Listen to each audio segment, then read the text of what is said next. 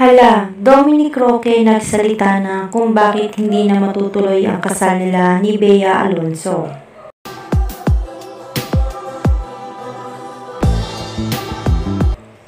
Patuloy pa rin pinagkakaguluhan sa social media ang usap-usapang hiwalay na raw ang sanay ikakasal na sina Dominic Roque at Bea Alonzo.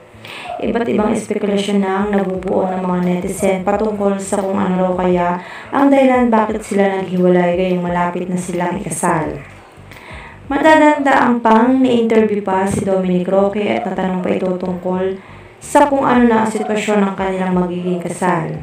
Ayon pa kay Dominic ay planado na raw lahat ang kanilang kasal, araw at buwan na lang daw ang hinihintay nila sa espesyal na araw na ito. Kaya ganun na lang daw ang panghihinayang ng mga tagahanga kung totoo man na hindi na matutuloy ang kasal nila.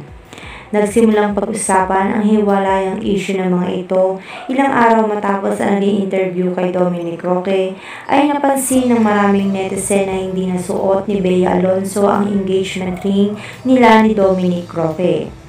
Kaya naman dito na nagsimulang pag-usapan na tila mayroon ng hindi magandang nangyayari sa kanilang relasyon ngayon. Naging kapansin-pansin rin kasi na tila hindi na sila namamataan ng magkasama sa mga event na kung dati-rati raw ay hindi sila mapapaghiwalay sa mga ganitong lakad.